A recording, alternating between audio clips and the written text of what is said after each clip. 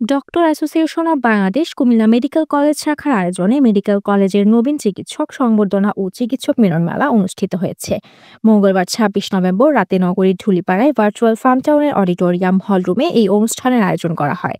Doctor association of Bangladesh Comilla medical college শাখার সভাপতি doctor Minhajur Rahman তারেকের সভাপতিত্বে প্রধান অতিথি হিসেবে উপস্থিত ছিলেন কুমিল্লা দক্ষিণ জেলা বিএনপির আহ্বায়ক হাজী আমিনুর রশিদ ইয়াসিন।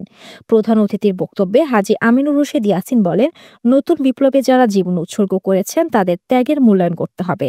তাদের আত্মত্যাগের কারণে আজ আমরা এখানে দাঁড়িয়ে কথা বলতে পারছি। আধুনিক বাংলাদেশ গড়তে হলে আপনি ও আমাদের সবাইকে সৎ ও দায়িত্ববান হতে হবে।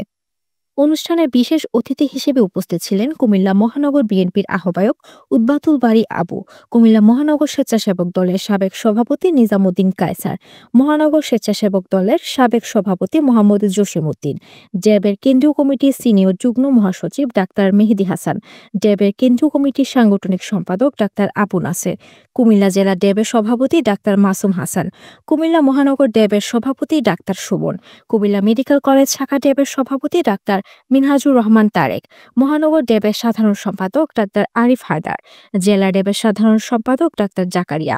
অনুষ্ঠানটি সঞ্চালনা করেন কুমিল্লা মেডিকেল কলেজ শাখা ড্যাবের সাধারণ সম্পাদক ডাক্তার শফিক। এ সময় আরও উপস্থিত ছিলেন কুমিল্লা মেডিকেল কলেজের সাবেক শিক্ষার্থী, বিভিন্ন বিভাগের বিশেষজ্ঞ চিকিৎসকবৃন্দ সহ আরও অনেকে। অনুষ্ঠানে সাংস্কৃতিক পর্বে স্থানীয় শিল্পীরা গান পরিবেশন করেন। পরে র্যাফেল ড্রর আয়োজন করা হয়। নতুন চিকিৎসক হচ্ছেন তাদেরকে আমরা স্বাগত জানাচ্ছি। আমি শুধু বলতে চাই, যেহেতু আমরা সরাসরি মাঠ পর্যায়ে পলিটিক্সের সাথে জড়িত, আর এটা যেহেতু ল্যাবের প্রোগ্রাম, আমি বিশ্বাস করি আমরা সবাই একই আদর্শের বিশ্বাসী।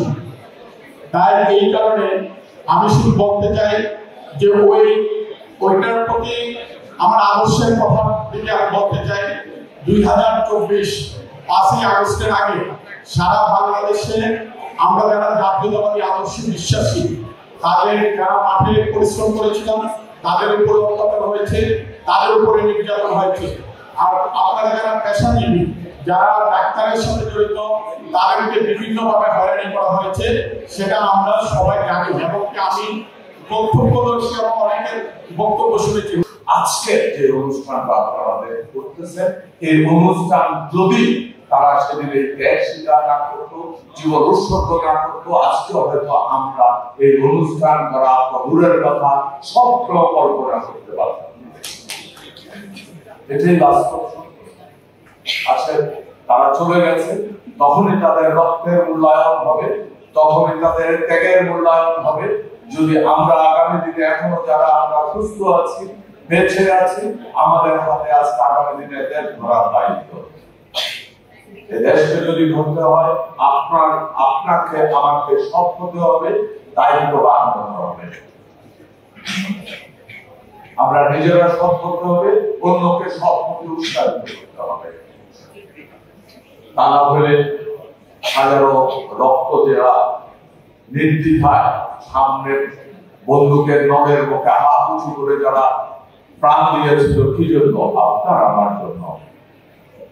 যদি আমরা এই দেশটাকে সুন্দরভাবে করে না তুলি, তাহলে আপনার নষ্ট হবে।